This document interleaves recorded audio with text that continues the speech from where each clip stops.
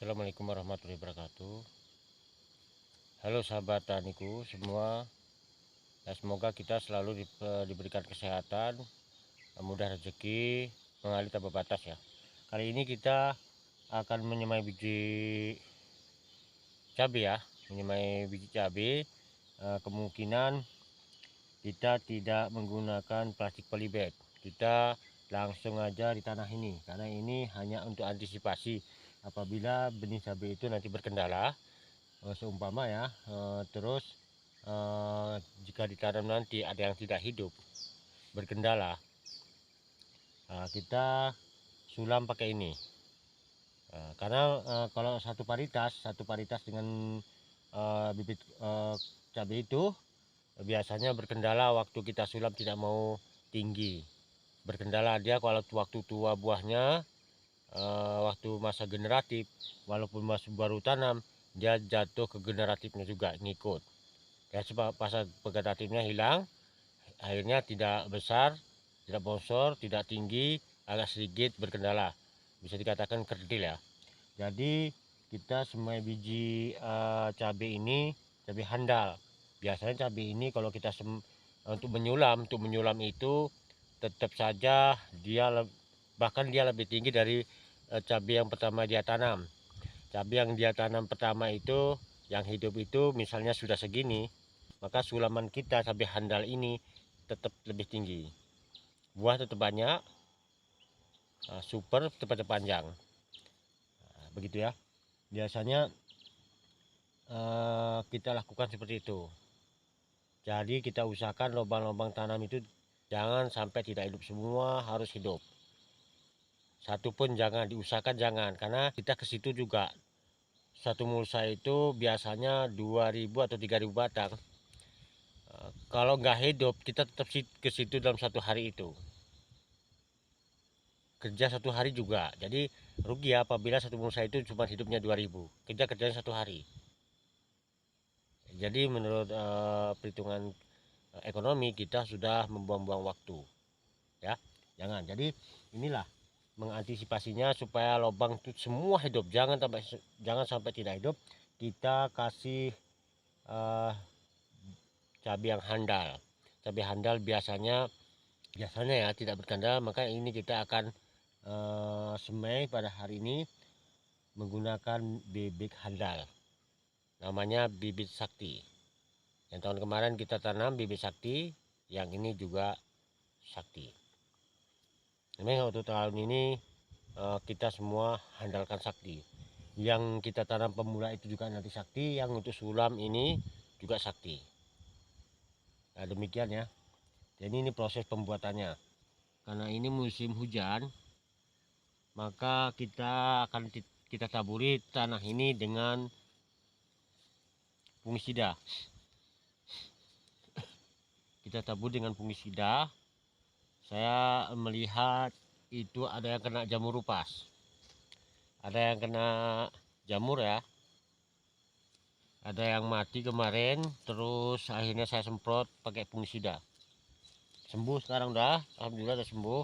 Tapi untuk yang ini, yang tahap ini, dari awal akan saya pakai fungisida.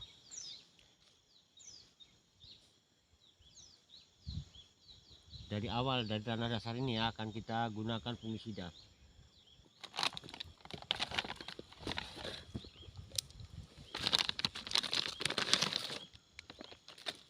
Sahabat taniku, ini fungisida yang saya pakai untuk menaburi tanah ini.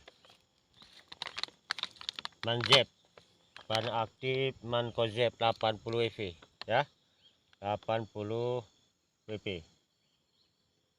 Ini dia Mancozeb ya, bahan aktif Mancozeb, tepung biru akan kita campur ini sisa ada sedikit lagi, akan kita campur dengan Siodan, bahan aktif Simoksanil. Jadi bahan aktif Simoksanil ini sistemik ya, sistemik, yang ini kontak. Ini akan kita aduk untuk menaburi tanah ini. Kita secukupnya saja. Antisipasi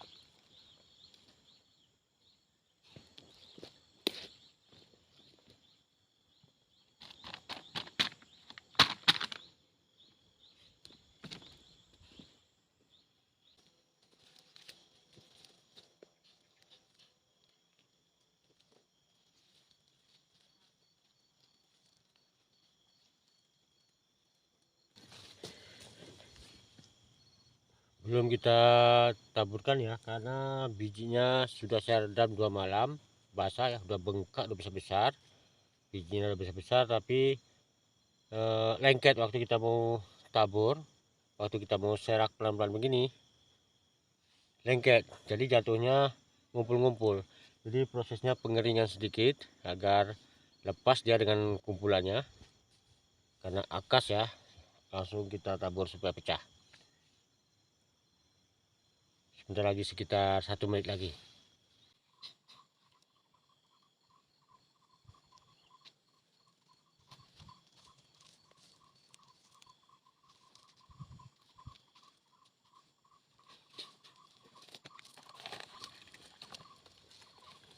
Kita taburi pungi ya di atasnya.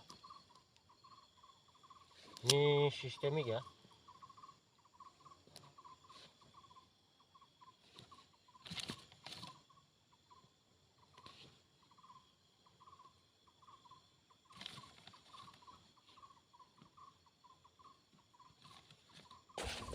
Ini bibit cabai kita hari itu ya, kita tutup ya sama plastik.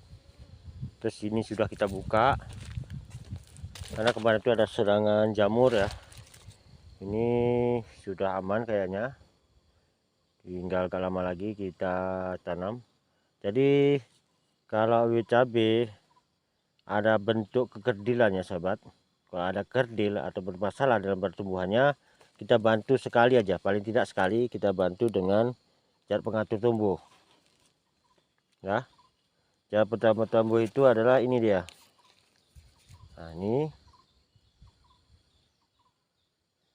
karena ini penyegar ya, penyegar tanaman. Nah, supaya kenapa? Supaya pengatur pertumbuhannya aktif kembali. Zat pengatur pertumbuhan ini ya, CPT, untuk memulihkan tanaman yang kerdil.